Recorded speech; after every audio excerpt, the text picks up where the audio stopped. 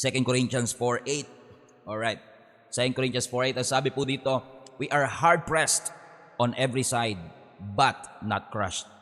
Perplexed, but not despair. Ito po mga words na ito ay galing mismo sa mga disciples ng ating Panginoong Yesus, especially kay Apostle Paul, nung sila po ay nasa gitna ng persecution.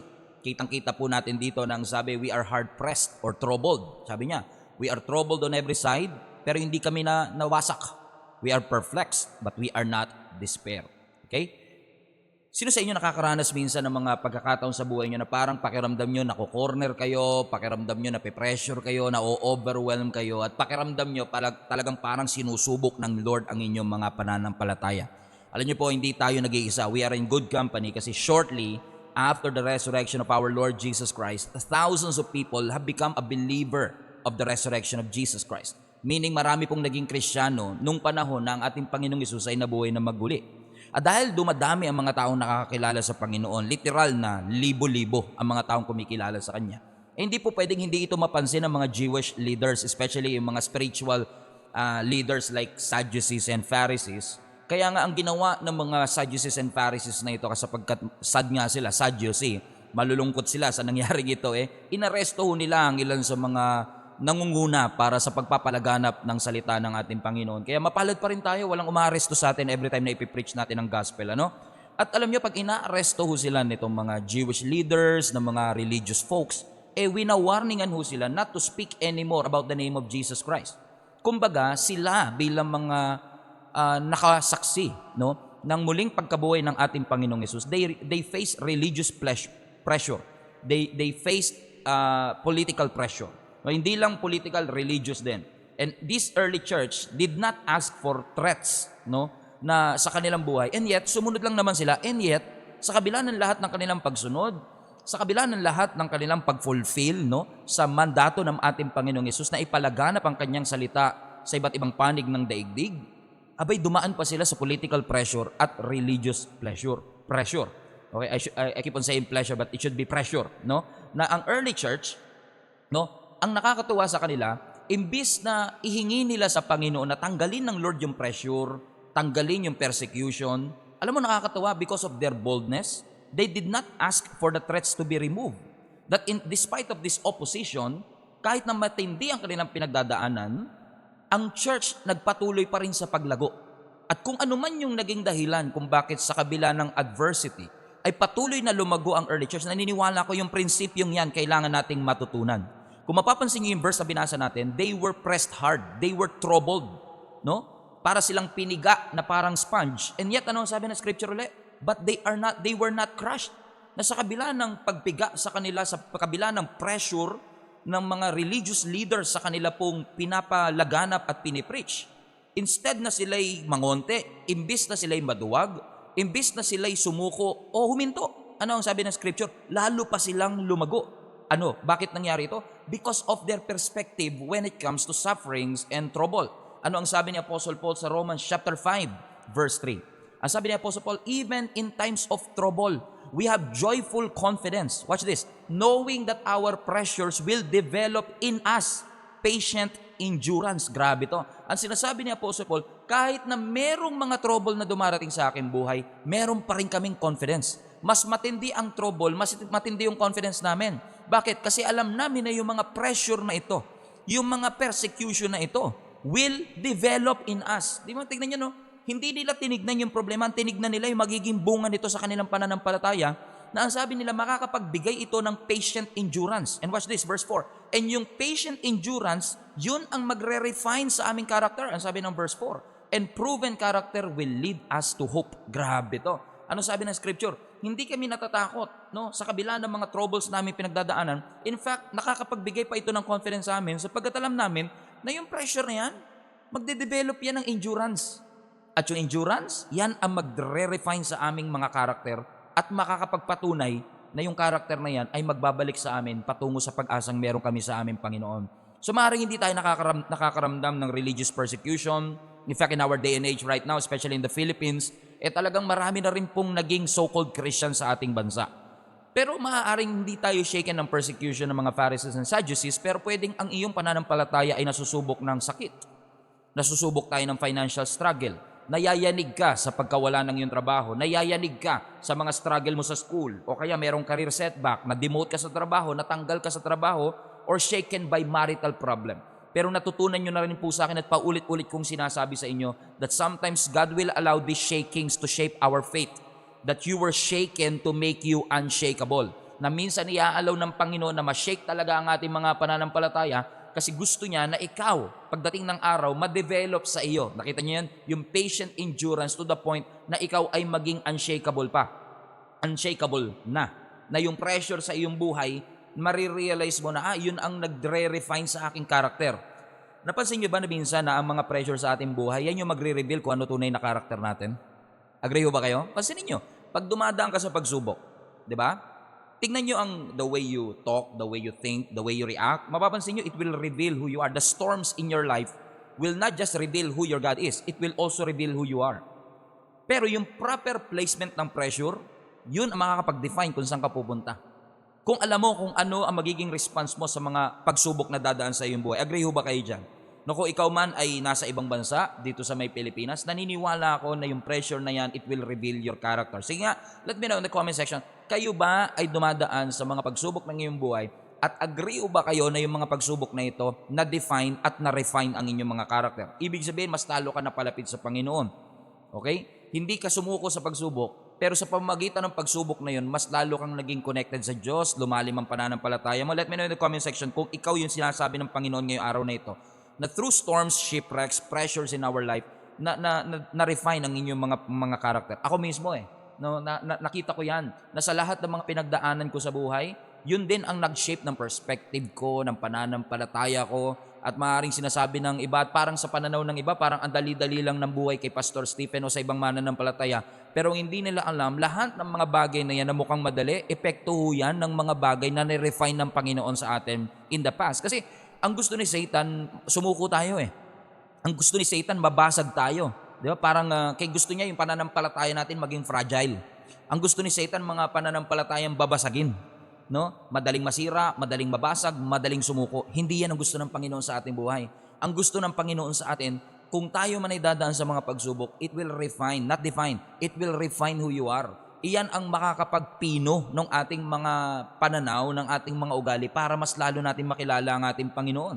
At tinatawag ko ngayon, naalala nyo, meron akong preaching before called anti-fragile faith. No? Ang tawag po natin dyan sa pananampalataya na yan o sa skill na yan, na kahit may pagsubok na dumarating sa iyong buhay, hindi ka sumusuko, lalo ka pang lumalakas, ang tawag po dyan ay anti-fragility. No? Ano ang anti-fragility? Nilagay ko po yan ngayon dito para makita ninyo. Ano ang anti-fragility? Ang anti-fragility is the ability to benefit from stress, chaos, and adversity. Tingnan nyo ito, no?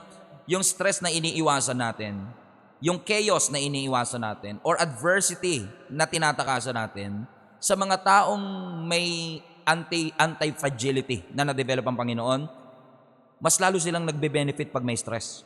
Mas lalo silang nagbe-benefit from chaos. Now, gusto nyo ba yan? Ako gusto ko yan na hindi mo iniiwasan ng stress, hindi mo iniiwasan ng adversity. Pag dumating yung adversity at stress, alam mo, makikinabang ako dito. Dadaanan ko to Kumbaga, you don't surrender under pressure, you thrive under pressure. Mas lalo kang nag-grow, mas lalo kang lumalakas, mas lalo kang tumatatag sa iyong pananampalataya. At tama po ba mga kapatid? O sabi nga ni Alejandro, yes po, humaharap ako from trials and difficulty. Lahat tayo dadaan Whether meron ka man Diyos o wala, lahat tayo dadaan dyan. Pero gusto nyo bang magkaroon ng abilidad na anti-fragility kung saan nagbe-benefit ka sa stress, nagbe-benefit ka sa chaos, nagtatrive ka under pressure. Kumbaga yung trial sa iyong buhay, nagiging opportunity for growth. Hindi siya setback, set up siya. So kapag may pagsubok, hindi ka nag-i-stagnate, hindi ka humihinto, natututo ka, nag-a-adjust ka, lumalalim ka kapag may challenges. Yun yung anti-fragility. Kumbaga pag dumaan ka sa stress, hindi ka nai-stressed. Pag na-trouble ka, hindi ka nato-troubled. Kumbaga kung may trouble, dinadaanan mo siya, pero lalo kang lumalakas. Lalo kang tumatatag, lalo kang lumalalim sa iyong mga pananampalataya. Kumbaga natatransform mo yung setback, nagiging lakas mo palalo. And against all odds, you grow and you thrive. Against all odds, you break through barriers. Kahit may mga hadlang, lalo ka pang tumitindi. May mga biblical example ba ng mga anti-fragile na mga tao? Si Job. Di ba? Despite of everything that he went through. mas lalo siyang tumatag, mas lalo siyang lumakas.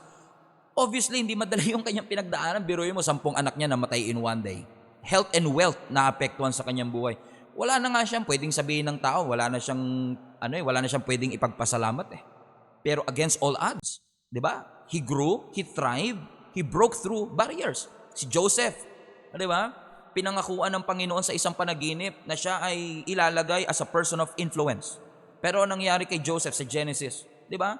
Nakainggit na ng kanyang mga kapatid, binenta ng kanyang mga kapatid, 'di ba? Pinagpasapasahan ng iba't ibang mga hari, 'di ba? Pero ano nangyari? Despite of all of that, ano ang sabi ng scripture? Dinala siya, ginamit ng Lord. At ano nangyari? Yung kanyang pinagdaanan, hindi niya inisip, hindi niya tinignan as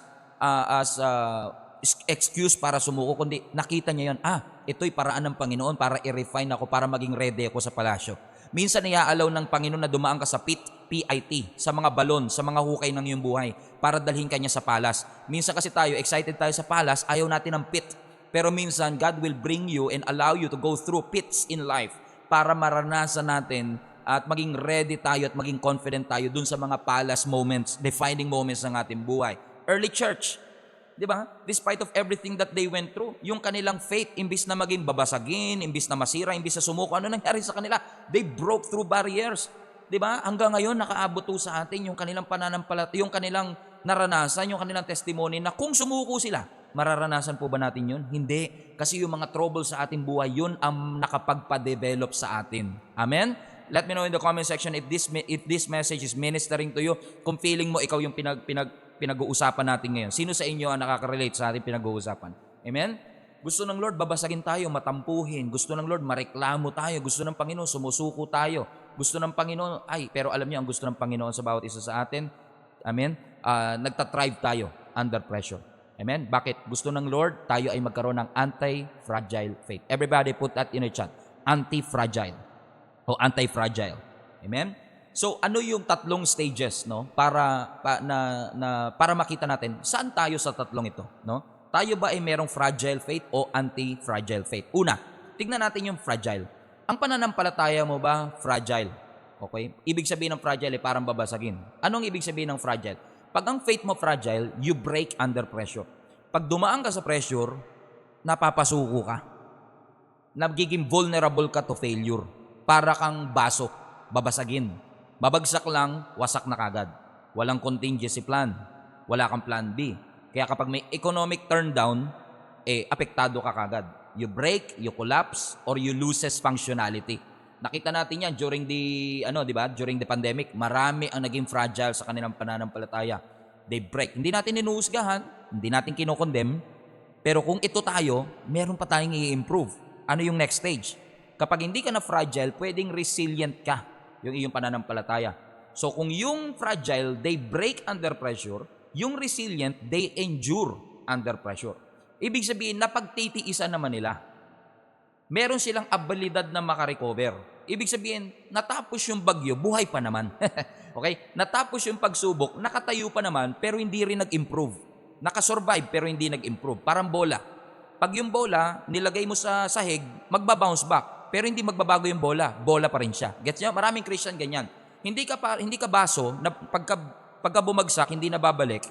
Pero para kang bola, bumalik pero walang nangyari. So ang tawag doon, resilience. No? Napagtiisan yung struggle sa finances, marital issue, relationship sa co-workers, relationship sa family, financial loss of a job. No?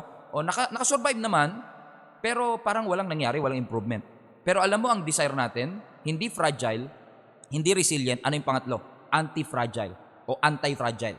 Ano ang anti-fragile? They don't break under pressure. They don't endure under pressure. They grow under pressure. Ibig sabihin, ang mga anti-fragile na mga tao, when exposed to stress, they grow. Kapag na-expose sa challenges, lalong lumalago. Pag na-expose sa adversity, mas lalong tumitindi. Ano ang trait nila? Kasi nakikita nila that every adversity, every challenge, every stress, every trial, opportunity for growth. For example, muscle. No? Yung muscle, mas lalong nahihirapan, mas lalong lumalaki. Ganyan ang anti-fragile. Hindi siya babasaging baso, hindi siya bola, muscle siya. Alam niyo ang muscle, kapag halimbawa, nag-weights, sa mga nag-weights at nag-gym dyan, pag nag-weights ka, nawawasak yan eh. No, nawawasak yung mga tissues natin. Pero pag nawasak yung tissue na yan, pag natulog ka, magre-recover yun eh. Pero pag nag-recover yun, mas matatag na. Oo, ganun yung anti-fragile, no? Dumaan sa pagsubok, pero nung dumaan sa pagsubok, hindi lang siya parang bola na walang nangyari. May muscle. May spiritual muscle na na-develop. Nakapag-innovate pagkatapos ng pagsubok. Nakapag-expand pa nga eh pagkatapos ng pagsubok. Mas naging wiser pa, mas tumalino, mas naging capable during the trials. Yan ang ipanalangin natin. At yan ang dinidesire ng Panginoon sa ating mga Kristiyano. Yung anti-fragile faith, meaning hindi ka lang basta matindi, hindi ka lang basta malakas, hindi ka lang basta durable, kundi nagbe-benefit ka kapag may pagsubok na inalaw ang Panginoon. Nakikinabang ka kapag may mga trials na inaalaw ang Panginoon sa atin, na hindi ka lang nagsusurvive, nagtatrive ka under stress. So to summarize that, ang ibig sabihin ng anti-fragile faith is this. Ang anti-fragile faith is not a faith that endures, but a faith that grows stronger and more resilient because of adversity. Palapakan natin ang Panginoon dyan. Palapak emoji nga, sa lahat ng gustong magkaroon ng anti-fragile faith. Biruin mo, yung anti-fragile faith pala, hindi yan yung pananampalataya mo na para lang makasurvive, makapagtiis. Akala kasi natin, ang buhay natin parang survival lang, basta makapagtiis lang. Hindi naman sinabi ng Bible na gusto niya lang magtiis tayo. Although kasama ang pagtitiis, don't get me wrong. Walang Kristiyanong hindi nagtiis. Walang Kristiyanong hindi nahirapan. Lahat ng Kristiyano nahirapan. Lahat ng Kristiyano nagtitiis. Pero, hindi mo inaalaw na yung mga pinagtitiisan mo makapagpabagsak sa'yo, kundi inaalaw mo yun ang nakakapagpalakas sa'yo. Yun ang nagbibigay ng resilience sa'yo because of that adversity. Hindi ka nagbe-break, hindi ka sumusuko. You get better from that trouble. Hallelujah. Amen? We get better. Amen? And stay tuned ha, kasi tuturuan tayo ng Panginoon ngayong gabing ito in just a few moments. Paano tayo mamumuhay ng anti-fragile faith? Kasi hindi ko lang naman sasabihin sa inyo, magkaroon ka ng anti-fragile faith, pero hindi tayo tuturuan ng Lord kung paano. Bibigyan ko kayo ng tip mamaya kung paano tayo magiging anti-fragile faith. Base na rin sa aking experience. Pero tignan nyo ang mga example natin sa Biblia. Sino yung mga taong merong anti-fragile faith? For example, si Gideon. Di ba si Gideon, pinili siya ng Panginoon to defeat the Amalekites. Pero siya mismo nakapagsabi, di ba? Lord, mahina ako. I'm the weakest in my clan. Our family is the weakest in our clan. And I'm the weakest in my family. Kumbaga parang kung susumahin mo yung sinabi ni Gideon, I'm the weakest of them all. Ako ang pinakamahina sa lahat. Amen? Pero under pressure. Biruin mo ba naman? Pumili siya ng 32,000 soldier. Sabi ng Lord, gawin mong 10,000 lang. Lord, kalaban namin libo-libo rin. Mabuti na yung sigurado. Di ba ganun tayo minsan? Pero ano nangyari? Hindi, sabi ng Lord, marami pa rin yung 10,000. Binawasan. To cut the long story short, ilan na lang? 300. 300 soldier against thousands of soldier. What a pressure it must have been para kay Gideon to lead hundreds of soldier against thousands. Literally tens of thousands of soldier. And yet, ano sabi ng scripture? After all that pressure, it revealed the mighty valor inside of him. Na talagang totoo pala yung sinabi ng angel, Gideon, you're a man of valor. Biruin mo, wala pa siya napapatunayan. Nakita na ng Lord yung potential niya. Bakit? After all, hindi naman siya yun eh. Ang importante lang, sumunod ka eh. Nung sumunod siya, kahit yung 300, dahil sa pagsunod niya, minultiply ng Panginoon, yung lahat ng weaknesses nila, pinuna ng ating Panginoon. At nakita natin, even dumaan sa stress, sa challenges and trial, they broke through. Si David, for example, hindi madali na maging hari. Di ba? Being a king might have been so much pressure para sa isang David. No? But it revealed his competence. Nung nilagay na siya sa posisyon para maging hari, doon na-reveal yung kanyang pagiging magaling na hari. At si David ang kinukonsider, even up to this day, to be one of the greatest king in history of the nation of Israel. Pero si King Saul, na nasa posisyon, di ba? Nung panahon ni Goliath, siya ang pinakamatangkad, pero parang naging diwende siya nung hinarap siya ni Goliath eh. Na-reveal yung pagiging diwende ng kanyang puso. Bakit? Dumaan sa pressure. Si King Saul nung dumaan sa pressure, naging diwende. Pero si David na dumaan sa pressure, naging malakas. Yan ang gusto ng Panginoon mangyari sa bawat isa sa atin. Na kahit may mga Goliath, may mga storms, may mga walls sa ating buhay, we will push through. No, madalas kong example sa inyo, to malamang narinig nyo na kasi kumalat na yata to sa TikTok eh. Di ba lagi ko yung example sa inyo? Ano ang kaibahan ng kandila tsaka ng sunog?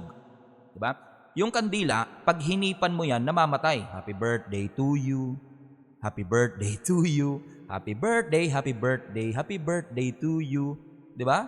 Iba naman, happy birthday to you belong to the zoo. O ganyan ha, mali. O, di ba? Yung kandila, pagkatapos ng happy birthday, hihipan. Shh! Ano mangyayari? Patay. Pero ang sunog, di ba? Tingnan nyo yung nangyari sa Los Angeles. Ano ang reason kung bakit kumalat ng mabilis at matindi yung apoy? Because of the ember, because of the wind.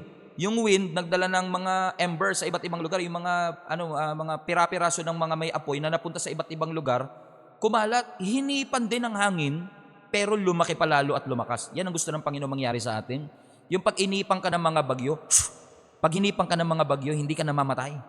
Mas lalo kang lumalakas, mas lalo kang lumalaki. Paano mangyayari yung pastor? Yung lakas na yan, hindi kasi pwedeng galing lang sa'yo At sabihin mo, Lord, I can do all things through you who strengthens me. Totoo yan, pero wag mo kakalimutan yung, kasi minsan nakafocus ka lang sa I can do all things, nakalimutan mo yung true Christ. Hindi mo magagawa yung lahat ng bagay, hindi mo mapagtitiisan yung lahat ng bagay kung wala ang Panginoon. Kasi yung lakas na yan ng pagiging anti-fragile, hindi yan self-derived. Hindi yan galing sa edukasyon mo. Meron kang balon na pinaguhugutan. Okay? So kasi pwedeng gifted ka nga, fragile ka naman. Di ba? So yung fragile, anti-fragile, gusto natin, kasi alam natin na hindi na to lakas ko. Ang lakas ko limitado, pero ang lakas na kayang ibigay ng Panginoon, hindi. Hindi na uubos. Amen? Amen? Na kahit dumating tayo sa mga pagsubok, alam natin hindi tayo iiwanan ng ating Panginoon. Katulad ng muscle, katulad ng anti-fragile faith, the only way for a muscle to grow, the only way for our faith to grow, is sometimes God will allow us to go through storms, challenges, trials, and even shipwrecks. Amen? Mahirap pakinggan, pero yun po talaga ang totoo. Kasi minsan, kapag masyadong malaki ang responsibilidad sa buhay, pero yung kapasidad natin mahina, doon tayo nai-stress. Kasi parang overwhelmed tayo. Di ba? Pero alam mo, hindi yan ang design ng Panginoon sa atin. Na even though, let me say this, even though, in spite of difficult moments in our life, kung meron tayong Panginoon sa ating buhay, yun ang mag-i-enable sa atin para makasurvive. Hindi lang makasurvive, mag-thrive, mag-grow, mag-mature, at gamitin ang mga pagsubok ng ating buhay at as a trampoline para dalhin tayo sa mas mataas na yugto ng ating buhay. Amen? So before I close this, ayokong iwanan kayo na basta ko lang sinabi magkaroon kayo ng anti-fragile faith, pero hindi nyo naman alam kung paano. So paano tayo magkakaroon ng anti-fragile faith o anti-fragility? Basahin mo natin ang Psalms 1 verse 1 to 3. Okay? I was reading this the other day and I believe that this is a good reminder for all of us that even though you are going through anxiety or depression, you are going through financial trouble, relationship issue, loss of a job, a loved one, ano man ang pinagdadaanan natin, merong binigay ang Bibliyang principle para sa kabila ng lahat ng to, lalabas tayo sa depression na mas tumatag, lalabas tayo sa anxiety na mas matatag, lalabas tayo sa mga pagsubok na mas hinubog ng Panginoon. Paano? Ano sabi ng verse 1? Blessed is the one who does not walk in the step with the wicked, or stand in the way that sinners take, or sit in the company of mockers. Verse 2, but whose delight is in the law of the Lord, and who meditates on his law day and night. Verse 3, that person is like a tree planted by the streams of water, which yields its fruits in season, and whose leaf does not wither, and whatever they do prospers. Yan ang gusto natin. Whatever we do, it prospers. Sa gitna ng pagsubok, in every season, we bear fruit, we break through. Ano ang susi? Una, what is the road to anti-fragility? Ano ang daan na dapat natin tahakin para ma-reach natin yung anti-fragility state? Una, if you want to be anti-fragile, you must be rooted in the Word of God. Based on this text, this is the road to anti-fragility. Number 1, be rooted in the Word of God. Ano ang sabi uli ng verse 2? Whose delight is in the law of the Lord, who meditates on His law day and night.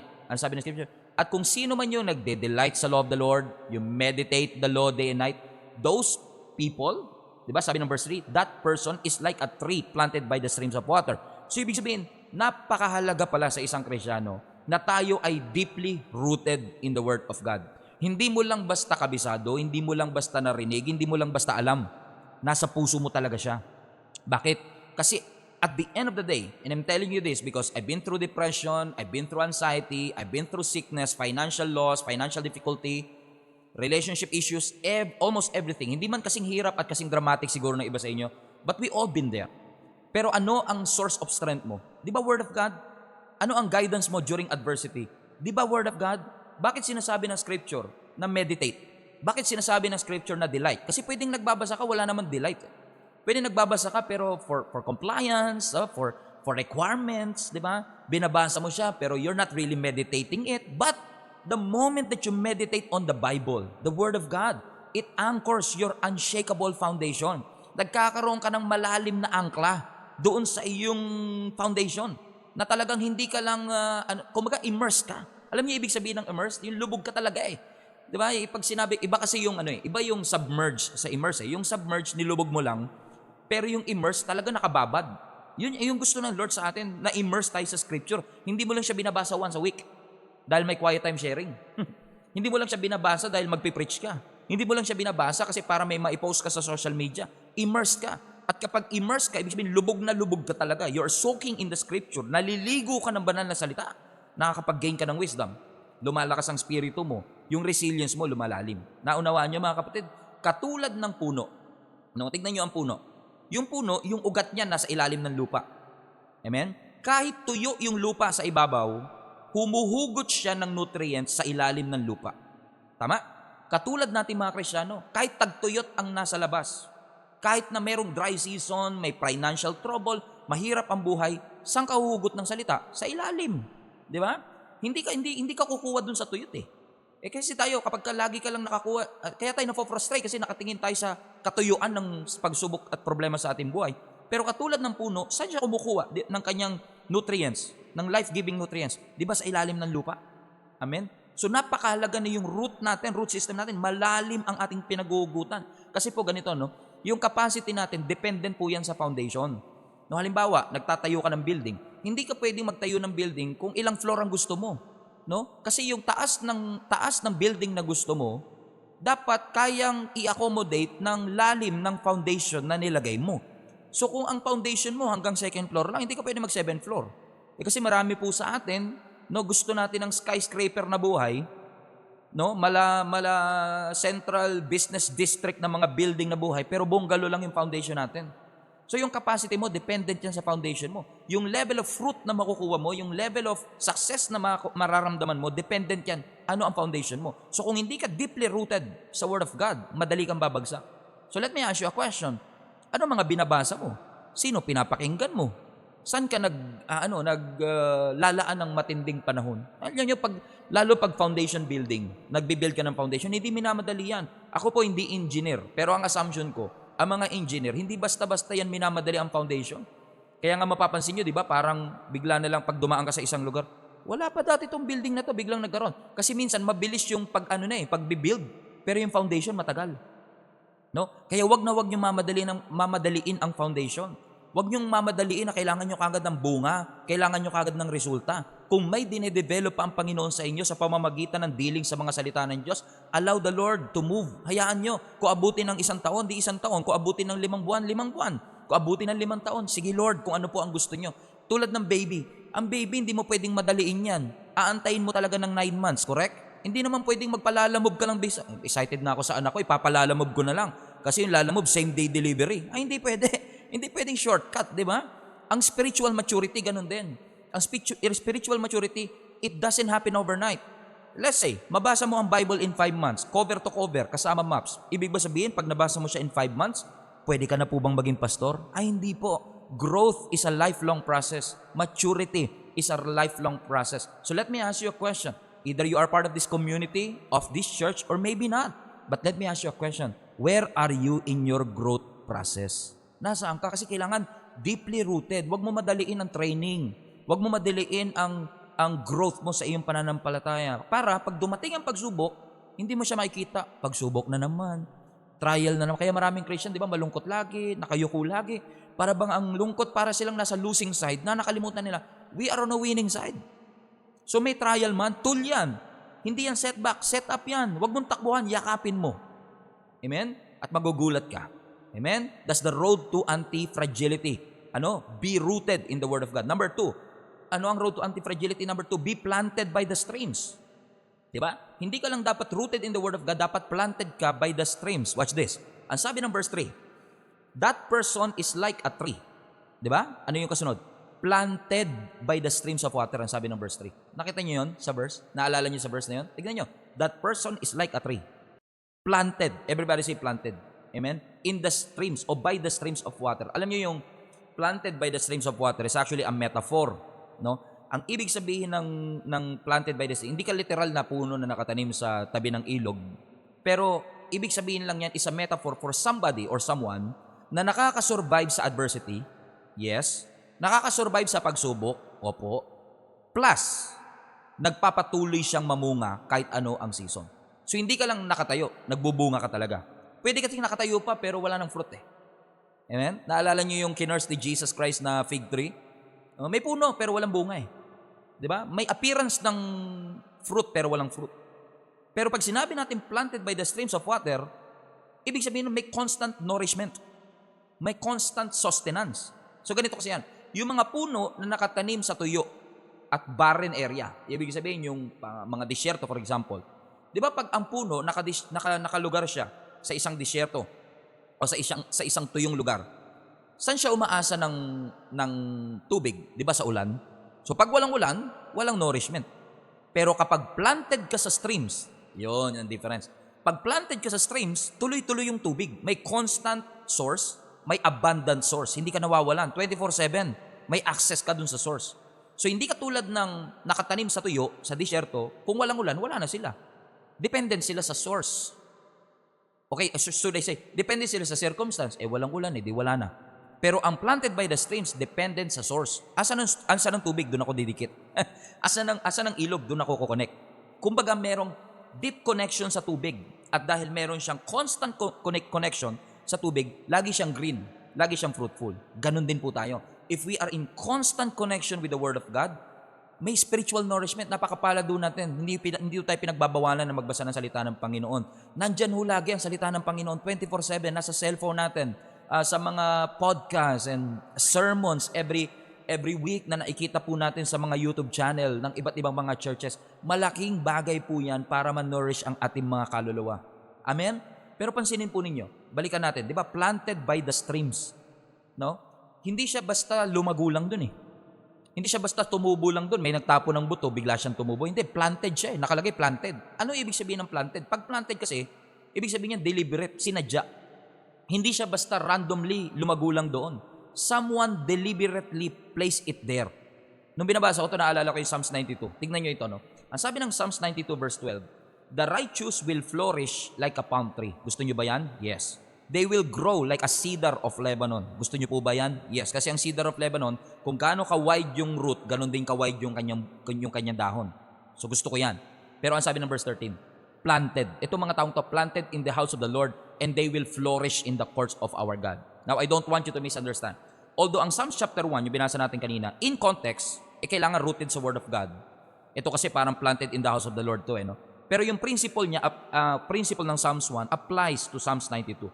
Na kailangan kang firmly connected to the Word, to the community, maybe planted in a church, planted in a small group. So let me tell you this, kung ikaw ay Kristiyano na, kung ikaw ay Christian na, you are part of the church, you are part of the small group, listen to me, hindi po aksidente na dyan ka nilagay ng Lord. Hindi aksidente pagkakaplant mo. Deliberate si Lord na dun ka i-plant. It's God's job to plant you. It's your job to stay planted. Hindi aksidente na dyan ka nilagay ng Lord. Kasi yung church, yan ang nagpo-provide ng nourishment sa iyo. Yan yung nagpo-provide ng accountability. Hindi pwedeng Christian na wala accountability. No? Yan ang nagbibigay ng encouragement sa iyo na kailangan sa iyong paglago. Correct? So, kung may pastor ka, okay? May pastor ka talaga sa church mo, hindi ako nandito para palitan ng pastor mo. Pwedeng, kung ginagamit ako o kami na church bilang supplement, salamat. Pero ang accountability mo nasa church mo. Ang accountability mo nasa pastor mo, nasa small group mo. Kasi napakahalaga po niyan eh, na kailangan matutunan natin. Na kung gusto natin maging anti-fragile, hindi pwedeng anti-fragile, hindi ka nagbabasa ng word. Hindi ka umaati ng services. You're not part of the community. You are not training yourself or preparing yourself for that. Hindi natin mapipigilan ng bagyo, pero mape-prepare natin ang sarili natin kapag dumaan tayo sa bagyo. Amen po ba? Palakpakan natin muli ang ating Panginoon. Pangatlo, 4 lang to, and I will close. Mabilis na yung pangatlo at pangapat. Pangatlo, what's the road to anti-fragility? Ano ang kailangan nating i-note kung tayo ay magde-develop ng anti-fragile faith? Number 3, maging steadfast. No? Be steadfast. So una, be rooted in the Word of God. Number 2, be planted by the streams. And number 3, be steadfast. No? Ano sabi ulit doon sa verse natin? Verse 4, and those leaves will not wither. Ang sabi ng verse 4, di ba? Balikan natin verse 3 rather. A person is like a tree planted by the streams of water, which yields its fruit in season. Ano daw? And whose leaf does not wither. Ibig sabihin, hindi nalalanta yung kanyang dahon. Pag sinabi mo kasing nag-wither o nalanta, pag nalanta, ibig sabihin dating malago yun. Kaya nalanta, nawala ng life, nawala ng buhay. Yung pananampalataya natin, minsan ganun, ano? Yung parang pananampalataya nagwe-waver, nayayanig, nawawala ng buhay. Pero ang gusto ng Panginoon sa atin, pananampalatayang steadfast. Na nagre-remain yung spiritual vibrant tayo. Kahit may adverse condition, kahit na nasa disyerto, nananatiling nakatayo. Yung righteous man, doon sa Psalm 92, they remain steadfast. No? Kung babalikan mo ang verse 1 ng Psalms 1, di ba? Balikan natin ang Psalms 1. Kung babasahin natin ang Psalms 1 verse 1, ang sabi doon, blessed is the one who does not walk in the step of the wicked, or stand in the way of sinners, or take it or sit in the company of the mockers. Lagay mo lang dyan. Anong ibig sabihin nito? Yung righteous man, nagre-remain siya na steadfast kasi he refused to compromise. Kahit may pressure to step with the wicked, stand with the wicked, they remain steadfast. No, kahit may pressure, hindi ako, I don't want to compromise. They don't follow the path of the wicked. Kumbaga, inaalay nila yung values nila sa standard ng Panginoon. Kumbaga, nananatili silang faithful sa biblical principle kahit tinetempt sila to conform to this world. Faith na unwavering.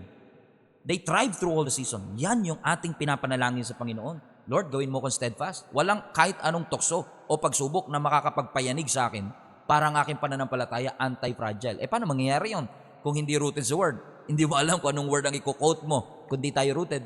Hindi tayo connected sa streams. At kapag hindi tayo connected sa streams, hindi tayo rooted with the word, napakadali natin bumagsak. Hindi tayo magiging steadfast. At pag di tayo naging steadfast, hindi natin makukuha ang number 4. Ano yung road to anti-fragility? Be prosperous. No? Hindi mo makukuha ang prosperity, so to speak. Let me clarify that prosperity in just a moment. Pero anong sabi ng verse 3 pa rin? Amen? That person is like a tree planted by the streams of water, which yield its fruit in season, and whose leaf does not wither. Watch this. And whatever they do, it prospers. Ano ibig sabihin ng prosperity dito? Hindi lang ito prosperity sa material things. Actually, kung titignan mo ang context, talagang spiritual flourishing ang sinasabi rito. Magpo-prosper ka in your spiritual life. Na-fulfill mo yung purpose ng Lord, your impact with others are positive. You demonstrate health and vitality. Ginagamit mo ang trial as an opportunity to grow, to bear fruit.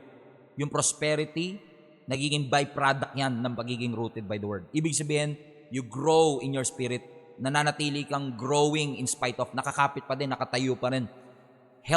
Health-wise, spiritually, nandyan. Vibrant spiritually, hindi nangihina, hindi sumusuko, nananatiling matatag. Yan ang road to anti-fragility. Question, gusto nyo ba na tayo magkaroon ng anti-fragile faith? Ng ating pananampalataya, in spite of all the things that we are going through right now, ano man po ang inyong pinagdadaanan, mananatili tayong malakas, nakasurvive, nakatayo. But at the same time, nakikinabang, lumalakas, hindi sumusuko, lalong tumatatag, lalong lumalapit sa Panginoon sa kabila ng mga pagsubok sa ating buhay. Amen? Alam kong lahat tayo gusto natin yan. Pero ano ang susi? Una, be rooted in the Word of God. Number 2, be planted by the streams. Number 3, be steadfast. Number 4, be prosperous. And when you do that, naniniwala ako mga kapatid, na anumang pagsubok na darating sa ating buhay, kung titignan nyo, at the end of the day, it's still the Word of God. Word of God pa rin talaga ang pangahawakan natin. Yun pa rin talaga ang gagamitin ng Lord para tayo makasurvive dito sa mundong ito. Ako, yan ang ginamit ng Lord. Yung Bible, yung nagbabasa ka talaga ng Bible every day, yung tinitingnan mo, ito yung guide ng buhay ko. Hindi, pinapahalagan mo talaga yung Biblia. Na hindi lang siya basta ordinaryong libro. No, alam mo meron siyang transformative power. 'Di ba? 'Yun ang napakahalagang ilagay natin sa puso natin, mga kapatid, mga anak, mga kasama ko sa pananampalataya. Huwag kayong susuko ano man ang mga pagsubok na dumating sa ating buhay, kasi naniniwala ko God is good, He's in control, but He wants us to prosper in our spiritual life. Na hindi lang tayo manipis na Kristiyano, kundi matatag, malakas, healthy sa ating pananampalataya. I'm praying for a healthy 2025. Lagay nyo nga sa comment section, I'm going to be healthy in 2025, no? I'm going to be healthy in my spiritual journey, no? Mas lalo kong magpapakatatag, lalo kong magsisikap na ako'y mapalapit. I will deepen my relationship with God. I will grow in God's grace. I will grow in His mercy at patuloy ako magpapakalalim sa Panginoon. I hope na pagpalakin lahat ng ating Panginoon. Amen? I will pray for you in just a few moments regarding this, but don't leave just yet. But again, I want to thank you all for joining our Inspired Tuesdays. It's really an opportunity it's a privilege actually to be able to be with you. No? Kahit po kayo ay nasa iba't ibang panig ng mundo, nagpapasalamat po ako sa inyo. And again, let me know in the comment section where are you streaming from. And again, speaking of being connected to the streams, to the Word of God, kung kayo po ay walang simbahan na dinadaluhan, I personally want to invite all of you to join our online link-up groups. Again, it is only open for those who don't have a church that you belong to. Wala po kayong aktibong simbahang dinadaluhan, pero you've been part of this community for quite some time, or maybe you just came across our channel at di nyo po alam kung paano kayo magsisimula na lumago o bumalik sa pananampalataya ninyo. Join our online link-up groups. Ito po ay may mga activity weekly para po mapatatag ang inyong pananampalataya. Saan man po kayong parte ng mundo, basta may internet at nasa earth pa ho kayo, kayo po ay aking inaanyayahan. Pina-space your location kung nasa Philippines kayo. ME, space your location kung nasa Middle East and Europe po kayo. Okay? AUSNZ kung nasa Australia and New Zealand po kayo. Kung kayo naman po ay nasa Asia, Asia, space your location. USCA kung nasa US and Canada po kayo. Let me know in the comment section, where are you streaming from? Or should I say, kung saan nyo po gustong sumali ng mga link-up group po natin. And expect a message request from any of our staff po para matulungan namin kayong makakonect sa atin pong mga link-up group. At kung nagnanais naman po kayong lumago sa pananampalataya kahit online, naghahanap po kayo ng simbahan na inyong madadaluhan, open po ang aming simbahan. You can always come and visit us and be part of our community. Every Sunday po yan, 9 o'clock, 12 noon, 3 p.m. and 6 p.m. sa 5th floor of Araneta Square Mall, Monumento, Caloocan City. Excited po ako to preach the Word of God po sa darating na Sunday. Klaro na po kagad yung mensahe ng Panginoon na binigay sa akin para sa Sunday. Kahapon pa lang po, and I cannot wait to share to you what God has been placing in my heart, kasi I believe this is going to be really, really helpful para po sa atin in living a life that is worthy of that calling that God has for our lives. So maraming pong salamat sa inyo. We are going to have the anti-fragile faith. That's what I've been praying for. So today, let me pray for you na magkaroon po tayo ng anti-fragile faith. Gusto niyo po ba yun, mga kapatid? Sige nga po, raise hand emoji or itaas po ninyo ang inyong mga kamay. Let me pray for you. As we continue to deepen our relationship with God, I'm praying to the Lord na patuloy niya tayong tulungan na magkaroon ng pananampalataya na lalong lumalakas sa gitna ng mga pagsubok. Panginoon, nagpapasalamat po kami sa pagkakataon binigay niyo po sa amin. Salamat po sa aking mga kapatid na ito, sa global family namin, who are literally from different parts of the globe. Pinag-isa mo kami sa pamagitan po ng channel na ito to be reminded, O God, of the purpose of the pain, the suffering, the challenges, the stress, the anxiety, even depression, the financial loss, the loss of a loved one, sickness, Lord God, na nararanasan po namin. It was not meant to break us. It is meant to shape us. Ang dalangin ko, Panginoon, magkaroon ng hugis ang aming pananampalataya. Hindi kami parang maging baso na madaling mabasag. Hindi kami parang maging bola na bumabalik pero walang natutunan. Kundi maging muscle kami, Panginoon, na lalong dumadaan sa stress, lalong lumalakas, lalong tumitindi. Lord, dalangin ko, yan ang ialaw mo na mangyari sa bawat isa sa amin. That each and every one of us, dalin mo kami sa aming road to anti-fragility. Na kami, Panginoon, ay rooted malalim sa iyo mga salita. We are planted by the streams of water, Panginoon. Lord, ang dalangin ko, patuloy na gamitin mo, Panginoon, kami para maging steadfast kami sa pamamagitan ng mga pagsubok na ito. And most importantly, maging prosperous, Panginoon, pagkatapos po ng lahat ng mga pagsubok na ito.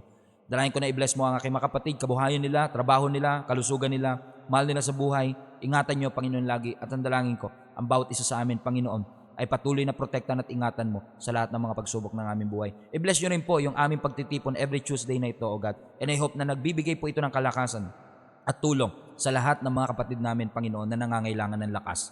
I-bless niyo, Panginoon, ang bawat isa sa amin at ikaw ang aming maitaas. Wala na pong iba sa pangalan ni Jesus. Amen. Palapakan po natin ng malakas na malakas na malakas ang ating Panginoon.